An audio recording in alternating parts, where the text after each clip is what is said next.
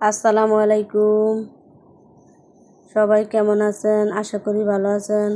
আজ আমি আপনাদের মধ্যে নতুন একটা ভিডিও নিয়ে হাজির হয়েছি।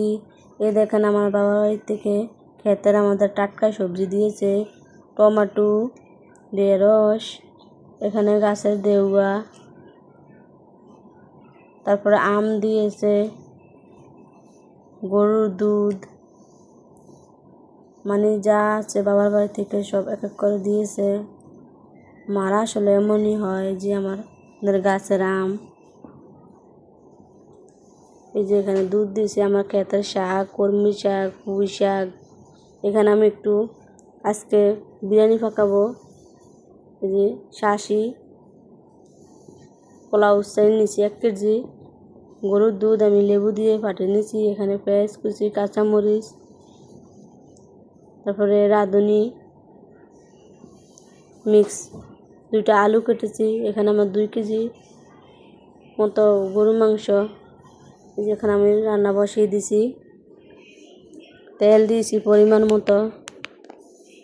এখন আমি পেঁয়াজ দিয়েছি, আগে বেরেস্তা বানাবো। যে বেরেস্তা কিছুক্ষণ ভেজে হালকা করে লাল লাল করে ভেজে তারপরে উঠিয়ে নেব। এই যে আমার ভাজা হয়ে গেছে, এখন আমি উঠিয়ে নেব এক এক করে, যাতে করে বেশি না পুড়ে যায়। এই যে হয়ে গেছে আমার, এক এক করে উঠিয়ে নিয়েছি। এখানে আমি রান্না বসিয়ে দিছি, তেল পেঁয়াজ দিয়ে হালকা ভেজে নেব। এই যে এখন ভালোভাবে ভেজে, এই যে এক এক করে পেঁয়াজ ভেজে নিয়েছি। এখন আমার পেঁয়াজ হয়ে গেছে। লবণ দিয়েছি পরিমাণ মতো 2 চামচ। এখন আমি আদা বাটা, রসুন বাটা 2 চামচ, গোলমরিচ, জিরা গুঁড়া, ধনিয়া গুঁড়া 1 চামচ দিয়েছি।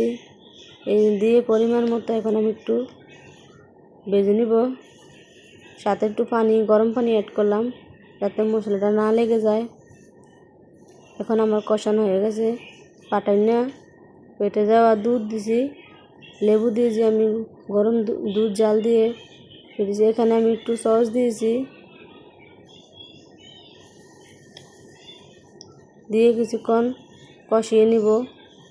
4-5টা কাঁচামরিচ দিয়েছি। এই যে আমার ব্লক এসেছে। এখন আমি বিরিয়ানির মশলা দিয়ে দিব।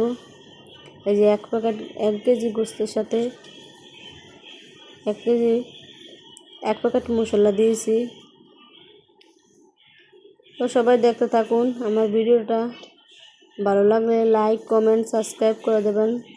প্লিজ আপুরা একটা সাবস্ক্রাইব করে দেন, লাইক করে দেন। সবাই আপনাদের একটা লাইক, কমেন্ট, সাবস্ক্রাইবারে আমাকে উৎসাহিত করবে, আমি নতুন ভিডিও দিতে আগ্রহ হই। এই যে আমার এখানে গোশ দিয়ে কষানো হয়েছে। এক এক করে চাল ধুয়েছি, আগে থেকে চাল ধুয়ে চালগুলা পানি ঝরিয়ে নিব। ভালোভাবে ধুতেছি। এই যে এখানে আমার কষানো হইতেছে মাংসটা, 40 মিনিট লাগে। এখন এই যে আমি কিছুক্ষণ ভিডিও অফ ক্যামেরায় একটু নাড়াচাড়া করি। এখন একটু পানি দিয়ে আবারই কষিয়ে নিব ভালোভাবে, যাতে মশলাটা না লেগে যায়। এই যে এখানে আমার হয়ে গেছে। এখন আলু দিয়েছি 4-5টা, 2টা। এই যে এখন আমার আলু দিয়েছি, কিছুক্ষণ কষিয়ে নেব আবার। এই যে আবার একটু পানি অ্যাড করছি যাতে না লেগে যায়, ভালোভাবে আলুটা সিদ্ধ হয় মাংসের সাথে। ঢাকনা দিয়ে রেখেছি, আস্তে আস্তে জাল দিছি। এখন এই যে আমার মাংস হয়ে গেছে, আলু সিদ্ধ হয়ে গেছে। এখন আমি চাল দিয়ে দিব একবারে, আলাদা দিব না। আজকে মাংসের সাথে চাল অ্যাড করে দেব একসাথে। এই যে এখন ভেজে নিতেছি কিছুক্ষণ। তো সবাই আমার মতো এভাবে রান্না করে খাবেন। এই দেখতে থাকুন আমার রান্না। এখন আমি গরম পানি দিয়ে দেব পরিমাণ মতো। এই যে আমার পানি দিয়ে দিছি। এই এখন হয়ে গেছে আমার। একটু নাড়াচাড়া করতে হবে যাতে যেন বাগের মধ্যে না লেগে যায়। এখন ঢাকনা দিয়ে দিব। কিছুক্ষণ নাড়াচাড়া করে যখন আস্তে লো হিটে জাল দিয়েছি যাতে বিরিয়ানিগুলো না লেগে যায়। এই যে এখন আমার রান্না হয়ে গেছে। এই যে মাঝে মাঝে একটু চাউলগুলো সিদ্ধ কম হয়েছে। এখন আমার রান্না হয়ে গেছে, উঠিয়ে নেব। এখন বেরেস্তা দিছি, বেরেস্তা দিয়ে এতে একটু ফ্লেভার ভালো আসে। এখানে আমি একটু ঘি দিয়েছি।